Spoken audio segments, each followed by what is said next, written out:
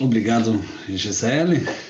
Louvado seja Deus por esse momento ao qual Ele nos oportunizou de estarmos aqui em realidades diferentes, geograficamente falando, e podermos ter essa possibilidade com a sabedoria que Deus deu ao homem para que pudéssemos, mesmo diante dessa distância, estarmos falando uma mesma língua e vivendo essa experiência de partilha ou de vida comunitária, que é um dos pilares da identidade da renovação carismática católica.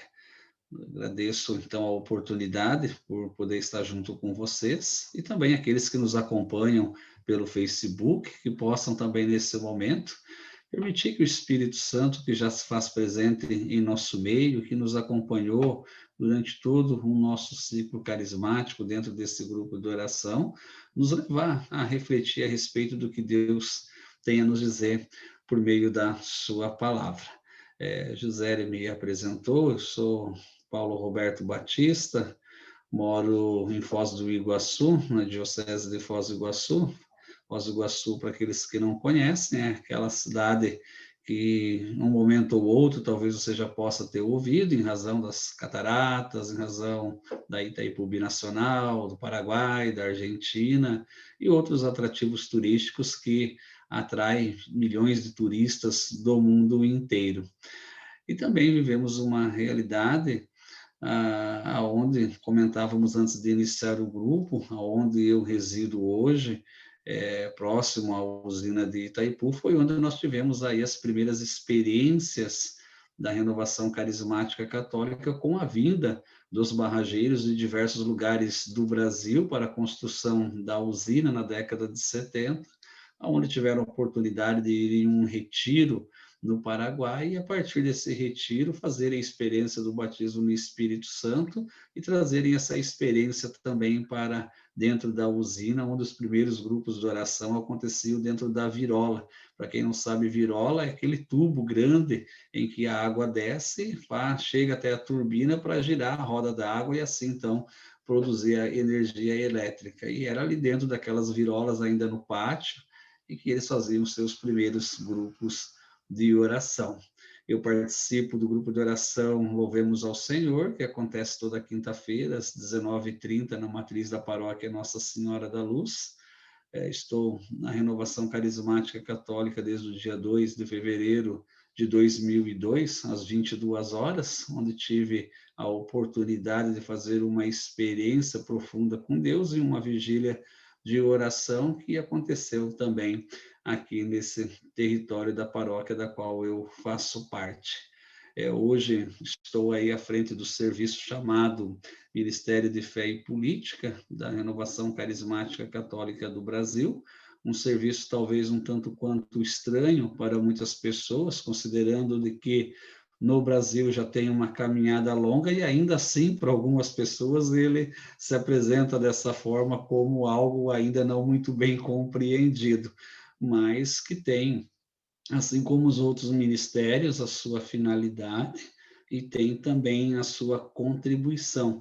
Podemos dizer hoje que um serviço indispensável para a própria RCC, para a igreja como um todo e para a sociedade, considerando a sua atuação dentro do tripé em que ele está estruturado, que é a evangelização, a formação e o acompanhamento, o qual estarei fazendo algumas considerações, ainda que sucintas, durante esse nosso momento, e também colocando à disposição para, em um outro momento mais reservado, também podermos conhecer melhor esse serviço, que certamente tem o seu valor e pode trazer a sua contribuição nesse cenário da relação da fé com a política.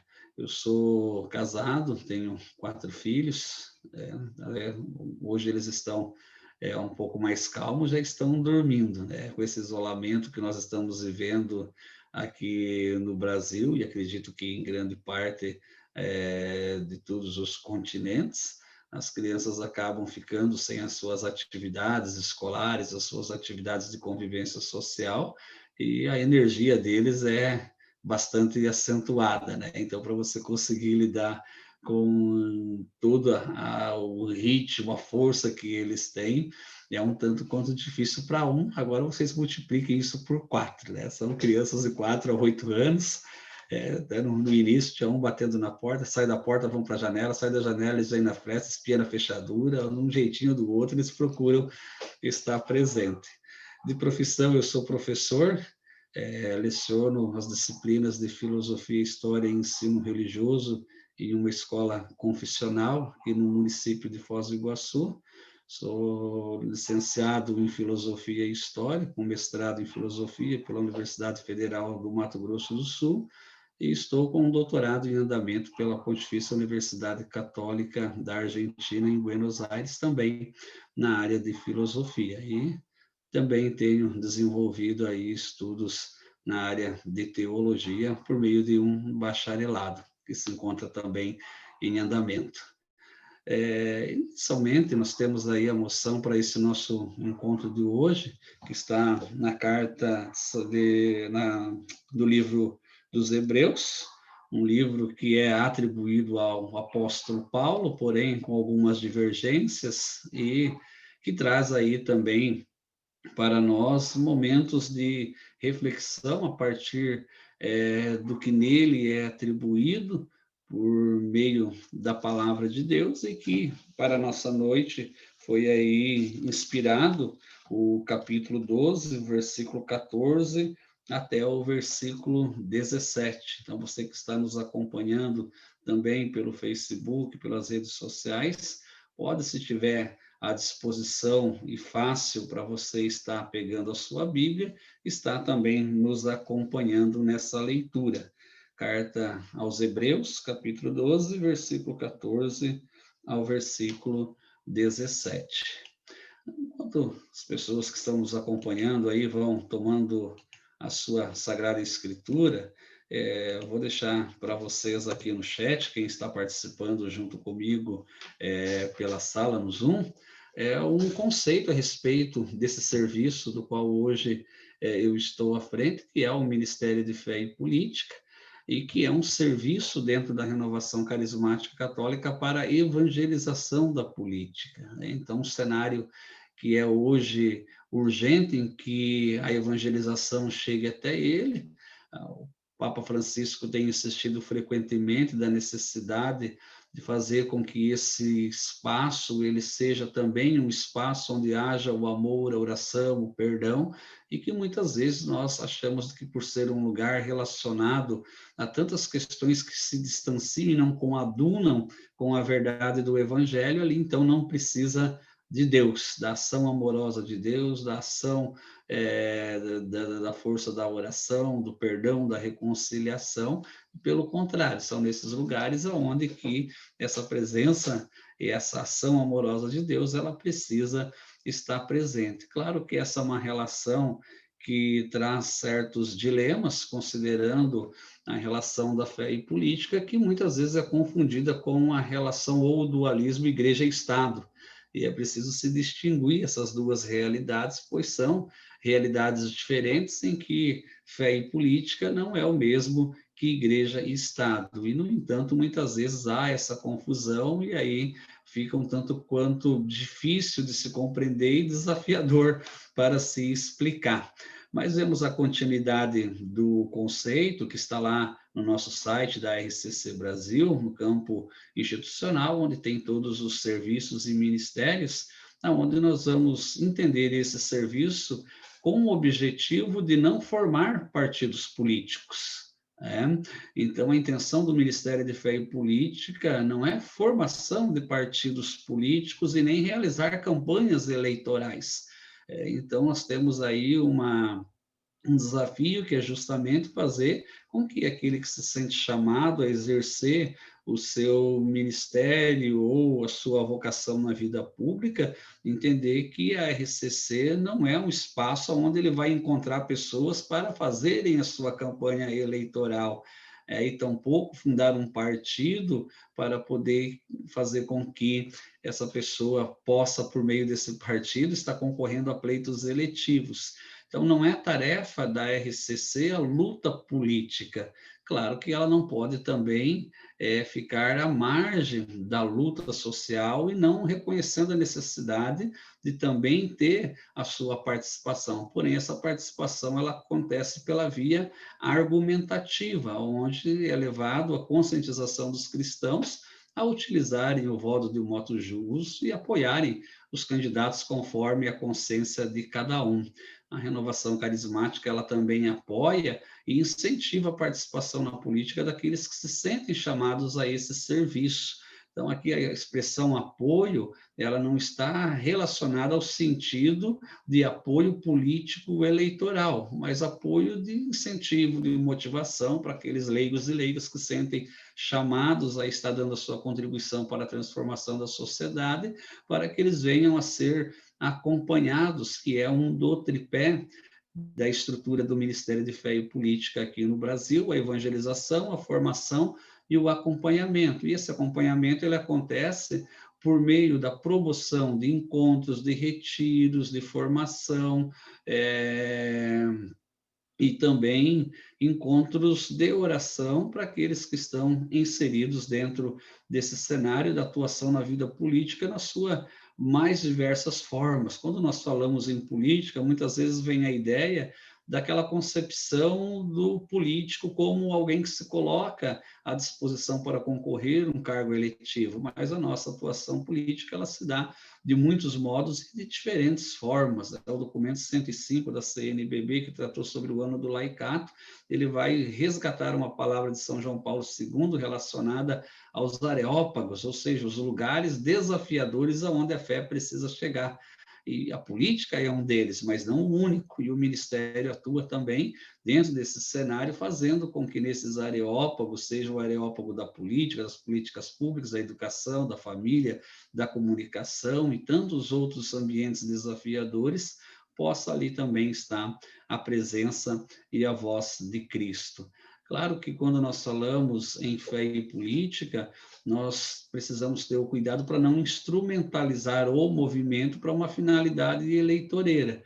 E esse é um cuidado que nós temos aqui no Brasil, de justamente fazer com que o grupo de oração, as atividades de evangelização do movimento, não se transformem em palanque eleitoral para membros do movimento e não seja também reduzida as lideranças do movimento a cabos eleitorais de candidatos que ainda assim tenham pertença ao movimento. Então, são questões que a todo momento nós estamos refletindo, pensando, analisando, revendo, para que esse serviço continue sendo indispensável e não perca a sua identidade diante do desvirtuamento, muitas vezes intencional, de pessoas que veem a força da renovação e ali a oportunidade de tentar se promover e angariar um espaço no cenário da política local, estadual ou nacional, através das estruturas da RCC. Por isso que nós temos aí um trabalho formativo muito frequente para que isso não venha a ocorrer. Iniciamos em 2016 aqui no estado do Paraná, no período em que eu coordenava esse ministério a nível estadual, a Escola de Fé e Política São Tomás Moro. São Tomás Moro é padroeiro dos governantes e dos políticos.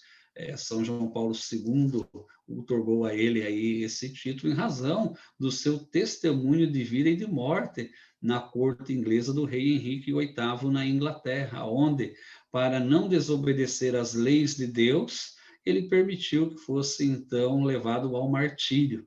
E aí nós fazemos uma analogia, ou um link, com o martírio de São Tomás Moro, com a moção do nosso encontro hoje, que é a fidelidade às leis de Deus. São Tomás Moro perdeu a vida para não deixar de obedecer à lei de Deus. O governante, o rei Henrique VIII, procurou dissuadi-lo com o poder, com a fama. São Tomás Moro era chanceler na Inglaterra. Abaixo ou acima dele, melhor, só estava o cargo do próprio rei Henrique VIII. E, no entanto, o cargo, o poder, o prestígio, a fama, o dinheiro, a riqueza, os privilégios que a corte inglesa oferecia para São Tomás Moro não foi suficiente para que o rei negociasse o seu divórcio com a sua esposa para se casar novamente. e São Tomás Moro, então, ele é decapitado, e ali ele testemunha com a vida e com a morte que o homem não pode apartar-se de Deus, tampouco a política pode apartar-se da moral. Então, um exemplo para nós aí que vai nos ajudar a fazer alguns links com o tema que nos foi proposto para essa noite. Lá na Sagrada Escritura, no texto que foi a moção para esse nosso encontro, a reflexão dessa palavra, por meio desta pregação que nós temos no grupo de oração, nós vamos ver na tradução da Sagrada Escritura diferentes títulos. Na minha, que é a tradução da Bíblia de Jerusalém, vai ter ali o título Castigo da Infidelidade, né? Até uma expressão tanto quanto pesada, é castigo da infidelidade. E nós estamos aqui justamente tratando sobre a fidelidade às leis de Deus. E o texto vai dizer assim: procurai a paz com todos e santificai e a santificação, sem a qual ninguém verá o Senhor, vigiando atentamente para que ninguém seja faltoso, separando-se da graça de Deus. Nem haja raiz alguma da amargura, que brotando vos perturbe, e por meio dela muitos sejam contaminados. Nem haja impuro algum, ou profano, como foi Esaú, o qual por uma só refeição vendeu o seu direito de primogenitura. Sabeis assim, ainda que seguida, querendo herdar a bênção, foi rejeitado, pois não achou lugar para arrependimento, embora com lágrimas o tivesse procurado.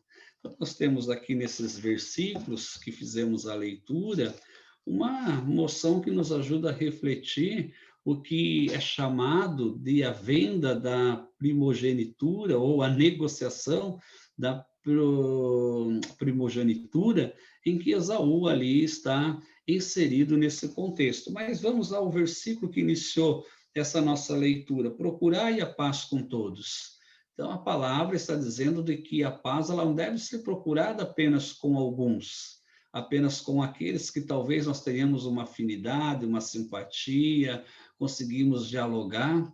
É também necessário procurar a paz com aqueles que nós não temos diálogo, principalmente nesse momento de polarização que nós vivemos em escala global, aonde parece que nós estamos sendo levados a viver uma realidade onde ninguém mais se compreende, ninguém consegue mais se ouvir, ninguém consegue mais dialogar, se compreender diante desse cenário em que você precisa tomar uma posição, onde você precisa se colocar, se fixar, e esse diálogo ele acaba sendo um tanto quanto difícil, e essa paz buscada com todos também desafiadora. Então, a paz ela deve ser buscada com todos. E aí ele acrescenta: e a santificação, sem a qual ninguém verá o Senhor. Então, se nós não buscarmos a paz com todos, nós incorremos no erro também de trocar o céu pelas brigas, pelas contendas, pelas divisões, e por tantas outras situações que nós estamos vivendo a nível global, e que vamos percebendo que essa paz ela parece cada vez mais distante e cada vez mais impossível pela diferença de opiniões, de leituras de mundo, de formas de interpretação, em que parece que há um estado de guerra de todos contra todos, como dizia o filósofo Thomas Hobbes. E aí nós vamos também ver uma exortação que é da vigilância, vigiando atentamente para que ninguém seja faltoso, separando-se da graça de Deus. Então, essa vigilância é um instrumento necessário para nós hoje, porque nós vamos perceber, quando formos refletir a respeito de Esaú, que é para nós aqui um elemento importante desse texto bíblico, em qual ele não vigiou e não vigiando, ele acabou se separando da bênção que estava reservada a ele. E aí nós vamos fazer uma análise a respeito dessa questão da primogenitura, que ela era um direito de dominar sobre os bens do pai, nesse caso, Esaú, sendo filho de Isaque. Era uma questão relacionada à cessão hereditária, aonde, segundo as leis que dominavam o mundo antigo, o primeiro filho tinha direito, então, após a morte do pai, de dominar os seus bens, de administrar os seus bens. É importante lembrar que, nesse tempo, a lei de Moisés ainda ela não estava organizada, e era necessário que, no mundo antigo, fossem criados códigos de comportamento para a organização da sociedade, com direito a tribunais e juízes que existiam para fazer com que esses códigos, essas normas, elas fossem cumpridas. Tanto é que antes da lei mosaica existiam mais de 600 leis. Só perdia para o Brasil. O Brasil tem aproximadamente 34 mil leis, 790 mil normas. Então, 615 nós consideramos aí um número já excessivo, porque não conhece o sistema aqui do Brasil, onde nós temos também aí um número exacerbado de normas em vigência. E essas 615 leis, elas deveriam, então, ser cumpridas. Imaginem você como cumprir 615 leis. Diante desse cenário da dificuldade desse cumprimento de 615 leis, Deus utilizou-se de uma forma para poder fazer com que essas leis, então, elas fossem resumidas em 10 mandamentos, ou o decálogo, como nós conhecemos hoje. Porém, nesse momento em que Esaú ele abre mão do seu direito à sua primogenitura, a lei mosaica ainda não estava organizada. E essa lei da primogenitura, ela vai retratar o episódio da venda do negócio entre Esaú e Jacó, que está retratada ali no livro de Gênesis, no capítulo 25, do versículo 24 ao 34, onde no versículo 31, Jacó vai dizer ao seu irmão Esaú: vende-me a tua primogenitura. Então, nós vemos ali um negócio, aonde Esaú, não vigiando, ele acaba desrespeitando uma lei da época, a qual ele tinha direito de ser, como primogênito, fazer com que, por meio da sucessão hereditária, ele viesse a administrar os bens do pai. E essa lei da primogenitura, ela dava também o direito de posse, de domínio e de decisão sobre o futuro das propriedades da família. Então, não estava em jogo somente o título, o primogênito também iria decidir o que fazer com as propriedades do pai. E aí não envolvia somente ele, envolvia todas as pessoas que faziam ou tinham pertença a essa família. Esaú, como nós sabemos, ele despreza esse direito por uma questão pensada. Não pensem que Esaú não sabia o que ele estava fazendo. Esaú sabia que para fechar o negócio, Jacó teria que ter a aprovação do pai. E o pai, Isaque, jamais iria aprovar, sendo um cumpridor exímio da lei, que o filho que não fosse o primogênito viesse a ter a sua aprovação para receber, então, a sua bênção. Então, Esaú pensou no quê? Vou negociar agora, o pai não vai aprovar e esse negócio está desfeito. É algo meio que parecido com alguns cenários e situações que nós conhecemos aí em algumas realidades. Então, ele fez de caso pensado, sabendo de que o pai não aprovaria e ele não perderia a bênção e, no entanto, daria ouvidos ao estômago, que naquele momento levou ele a trocar a primogenitura por um prato de lentilhas. E aí nós vamos perceber de que o que ele não esperava era de que a mãe dele e também a mãe do seu irmão Jacó estava planejando para desviar a bênção de Esaú para o irmão mais novo. Talvez aqui nós podemos até pensar de que há uma má intenção da mãe Rebeca, ou talvez uma preferência pelo filho Jacó e um desprezo pelo filho Esaú. Mas analisando no contexto da época da lei da primogenitura, nós vamos perceber de que a atitude de Rebeca, mãe de Esaú e Jacó, foi de defender a propriedade da família. Esaú era casado com mulheres estrangeiras, e ele poderia colocar em risco os bens da família que iria herdar do pai e aumentar as propriedades das nações pagãs e não ajudando a prosperar as nações israelitas. Então, nós temos aqui uma situação em que o próprio texto que nós fizemos a leitura, no versículo 15, vai dizer: não haja raiz alguma da amargura que brotando vos perturbe, e por meio delas muitos sejam contaminados. Então, nós temos aqui uma expressão que está lá no versículo 35, no capítulo 6 do livro de Gênesis, que a influência das mulheres estrangeiras na vida de Esaú causava uma amargura de espírito em Isaac e Rebeca, que eram os seus pais. Então, essa palavra amargura que está aqui no texto que nós lemos é uma referência à amargura que sentia Rebeca e Isaac pelo contato que o filho tinha com as mulheres estrangeiras. Então, aqui nós temos um sentimento que é comum no coração do pai e da mãe. Qual pai, qual mãe que já não sentiu amargura por ver o filho se desviando, se perdendo, por ver o filho se desencaminhando, por ver o filho em uma situação em que o pai e a mãe sabem que não vai acabar bem? É o que aconteceu com esses pais. Isaac e Rebeca sabiam de que essa relação de Esaú com as mulheres estrangeiras não ia acabar bem. E a mãe, pensando no bem da família, então ela planeja esse desvio da bênção de Esaú para Jacó, que era fiel à lei de Deus, que era alguém que tinha essa fidelidade do mesmo modo que o pai Isaac.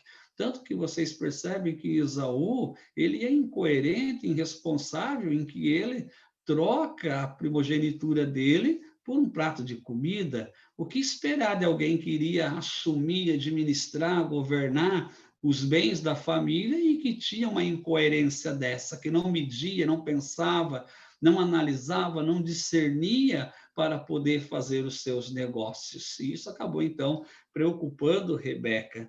E nós vamos ver de que essa troca, ou esse negócio em que Esaú está inserido, ela vai ser entendida teologicamente como uma profanação ao renunciar ao seu direito. A idolatria, ela é entendida também como a preferência para ter um bem material. Então, vejam, Esaú, ele é entendido como alguém profano e que se prostituiu, embora essa palavra hoje já esteja em desuso, justamente pelo fato dele abrir mão de um direito de sucessão hereditária por um prato de comida, um bem material. E essa realidade de Esaú, ela é um problema contemporâneo nosso hoje, em que muitas pessoas do nosso tempo, elas estão também trocando o seu direito à salvação, o seu direito ao céu, muitas vezes também por essa busca por aquilo que dá uma sensação imediata. O que Esaú queria naquele momento? Matar a fome. Né? Ele queria resolver o seu problema de imediato, sem pensar, sem se preocupar com o futuro. Muitas vezes nós também estamos inseridos nesse contexto em que vamos também deixando de seguir ou de ter fidelidade à lei de Deus para resolver um problema do agora, para poder ter uma sensação, para poder sentir um prazer, para poder obter uma vantagem para algo que é do momento. Esaú, ele não pensou no depois, ele pensou só no momento. E é verdade que hoje, no mundo ao qual nós estamos fazendo parte dele nesse tempo, as pessoas também parecem não se preocupar com o depois, se preocupam somente com o agora, se preocupam somente com aquilo que vai trazer uma satisfação imediata e não com aquilo que vai dar a ela possibilidade de poder, através da fidelidade às leis de Deus, encontrar aquilo que nós almejamos a partir da fé que professamos, que é a vida eterna, que é chegar no céu, que é o paraíso. E aqui nós podemos fazer uma outra reflexão. Hoje, o céu e o paraíso já não está mais nem nos nossos discursos. Os pais hoje preparam os filhos para ser um bom advogado, um bom engenheiro, um bom médico, um bom juiz, um bom promotor, e tudo isso é válido, mas se esquecem de preparar os filhos para o céu. Se esquecem de preparar os filhos para o futuro que um dia eles irão se deparar. E a preocupação é só com o agora. E não que isso ou essa preocupação não seja válida. É importante que os pais se preocupem, que o filho tenha uma boa formação, tenha uma boa profissão, tenha um bom rendimento dessa profissão que ele exerce, mas não podemos também nos esquecer de que precisamos preparar os nossos filhos para o céu. Vocês pais que estão nos acompanhando pelas redes sociais, pense nisso. É o que nós, enquanto pais, estamos fazendo para preparar os nossos filhos para o céu. Ou a nossa preocupação é somente com a preparação de um resultado imediato, de agora, para a vida deles. Ainda que essa preocupação seja legítima e válida, como já afirmei aqui. Mas é preciso não deixar de que, assim como Esaú deixou, de que uma necessidade imediata que ele tinha, leve-nos também a jogar tudo para o alto diante de uma possibilidade de um bem ainda maior que nós temos. E aí nós podemos, já para nos encaminhando para o nosso fim, também analisar o contexto em que muitas vezes nós estamos e que o Esaú esteve. Esaú, ele ouviu o estômago naquele momento, não é verdade? O que levou Esaú a trocar a sua primogenitura? A fome. Então, ele ouviu o estômago dele, e ouvir o estômago levou ele a renunciar, ou abandonar, ou a esquecer, ainda que por um momento, a fidelidade à lei de Deus. E hoje, pelo que nós estamos trocando o céu? Pelo que nós estamos trocando a salvação? Esaú trocou a primogenitura por um prato de lentilha, ouviu o estômago dele. E nós, o que estamos ouvindo? Muitas pessoas têm ouvido hoje gurus da internet, têm ouvido cismáticos, têm ouvido pessoas que estão em uma realidade contrária à própria fé que professa, e estão ouvindo muitas vezes pessoas que com o celular fazem um vídeo e acabam muitas vezes trocando a fé que professam por uma voz que conheceu, que ouviu em um momento esporádico.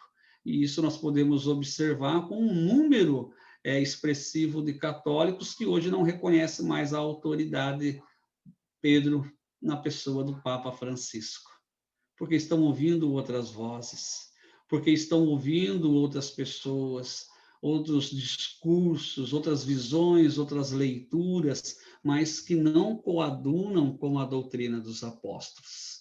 E muitas pessoas, até bem intencionadas, estão, por não vigiar, perdendo, se distanciando, se separando da graça de Deus, se contaminando, como o texto bíblico nos apresentou, e estão abrindo mão de professar a fé que é a doutrina dos apóstolos, por ouvir vozes que vêm externas a essa realidade da fé genuína e da fé verdadeira.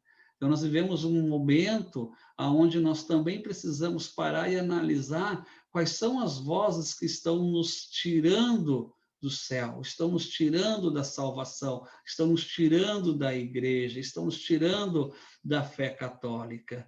E muitas vezes ouvimos pessoas, inclusive, usando a própria fé para nos dissuadir, usando, inclusive, a própria palavra para nos dissuadir. Nós vemos uma realidade hoje que muitas vezes nos tem levado também a deixar de ouvir a voz de Deus para ouvir pessoas até que usam o nome de Deus, que pregam, que cantam, que rezam, mas que negociam também. Negociam cura, negociam bem-estar emocional, afetivo, amoroso, em troca de barganhas. É preciso nós termos também os ouvidos atentos para que a voz de Deus seja aquela que nos leve a viver a fidelidade à sua lei. E aí eu queria finalizar com uma citação desse documento, que é um documento sobre o chamado à santidade no mundo atual, do Papa Francisco, em que ele vai dizer assim: quem ama o próximo cumpre plenamente a lei. Portanto, o amor é o cumprimento perfeito da lei. De forma muito resumida, nós temos aqui um modo para poder fidelizar-se à lei de Deus. amando o nosso próximo. O amor é o cumprimento perfeito da lei. E nós vemos hoje uma realidade que nos preocupa, que muitas vezes, para poder, inclusive, se manifestar como alguém que cumpre a lei, deixar de ser um cumprimento da lei pelo amor para ser um cumprimento da lei pelo legalismo. Aonde uma legalidade é que me leva a viver a minha fé e não o critério do amor, que é, como vai dizer o Papa Francisco, o cumprimento perfeito da lei. Nós vemos a realidade que muitas vezes existem experiências religiosas que são levadas a viver com um rigor à lei, os cumprimentos das normas, o cumprimento de tudo, mas não cumpre com aquilo que é a perfeição da lei, que é o amor. E aí nós voltamos ao início do versículo 14, procurai a paz com todos. E essa paz ela não pode ser alcançada senão com o amor. É preciso fazer com que o amor seja o critério para o cumprimento da lei. Quem ama o próximo cumpre plenamente a lei. E o próximo é todos aqueles que são ou estão diante de nós como nosso próximo, não apenas aqueles que caminham conosco, que nos envolvem, que eu tenho simpatia, que eu gosto, que comunga do que eu penso, do que eu vejo, a minha leitura de mundo, de fé, a minha leitura política, a minha leitura sobre economia. Não, é preciso procurar a paz e também amar aquelas pessoas que divergem comigo desses pensamentos, que divergem dos meus posicionamentos, das minhas opiniões, das minhas leituras e das minhas visões de mundo. É um tanto quanto desafiador, certamente, mas o reino do céu é para os violentos, já nos alertou o evangelista. O reino dos céus é para os violentos, é para aqueles que vão buscar a todo custo viver plenamente a lei de Deus, amar o seu próximo, mesmo que muitas vezes esse próximo não mereça ser amado. Mesmo que esse próximo não mereça a minha presença, não mereça o meu abraço, não mereça a minha oração, não mereça o meu afeto, não mereça o meu reconhecimento. E uma realidade que nós estamos aí bastante inseridos, e que o Papa Francisco ele vai estar tratando também aqui nesse livro, ou melhor, nessa exortação apostólica, e aí eu finalizo com ela, é que justamente uma realidade do mundo atual, porque nós vemos hoje algumas formas de tentativas de se voltar a resgatar elementos do período do medievo para viver a santidade no mundo contemporâneo. Não há problema nenhum em buscar elementos de espiritualidade com a qual a pessoa sinta-se chamada a viver aquela devoção. Porém, nós não podemos nos esquecer dos desafios da santidade do mundo do qual nós estamos inseridos, que é o período contemporâneo da qual nós fazemos parte. E aí, no número 115, o Papa Francisco vai dizer assim: pode acontecer também que cristãos façam parte de redes de violência verbal através da internet e vários fóruns ou espaços de intercâmbio digital. Mesmo nos média católicos, é possível ultrapassar os limites, tolerando-se a difamação e a calúnia e parecendo excluir qualquer ética e respeito pela fama alheia. Gera-se assim um dualismo perigoso, porque nessas redes dizem-se coisas que não seriam toleráveis na vida pública e procura-se compensar as próprias insatisfações, descarregando furiosamente os desejos de vingança. Conhece alguém assim ou não? Lá nas redes sociais, lá no Facebook, que desejam, como vai dizer o Papa Francisco, furiosamente os desejos de vingança, porque alguém pensa politicamente diferente de mim, porque alguém pensa ideologicamente diferente de mim, porque alguém pensa religiosamente diferente de mim, eu me sinto no direito de ir nas redes sociais e descarregar, como vai ser a expressão usada pelo Papa Francisco, de forma violenta e vingativa, com uma tentativa de fazer com que prevaleça o meu ponto de vista, a minha visão e legitime aquilo que eu defendo. Então, são algumas questões que nós poderíamos refletir a partir desse texto em que a Sagrada Escritura nos apresenta a partir da carta aos Hebreus e que nos leva a essa reflexão pelo que estamos trocando a nossa salvação. Você que está nos acompanhando pelas redes sociais, para pensar, pelo que você está trocando. Eu, Paulo, aqui, da onde eu estou, também pensando, pelo que eu estou trocando. E vocês percebem que muitas vezes essa troca ela é muito rápida que nós nem percebemos. Esaú, naquele momento da fome, ele nem percebeu o que ele estava fazendo, o que ele estava negociando, o que ele estava vendendo. Então é preciso que nós também tenhamos essa vigilância para poder perceber naqueles momentos de distração em que nós podemos perder o céu.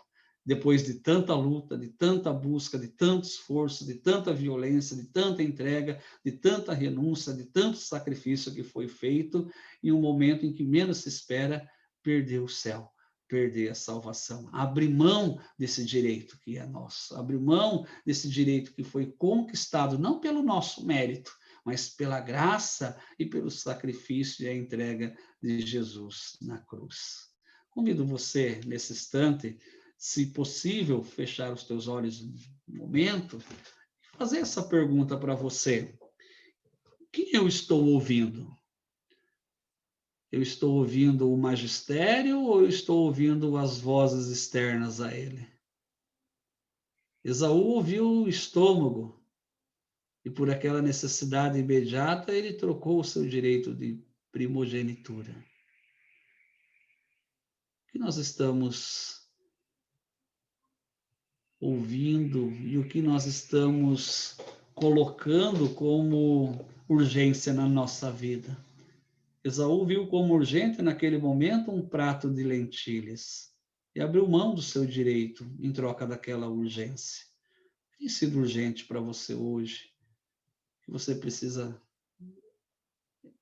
analisar, refletir, para poder identificar se você não está também, assim como Esaú, perdendo o seu direito do céu, seu direito da salvação.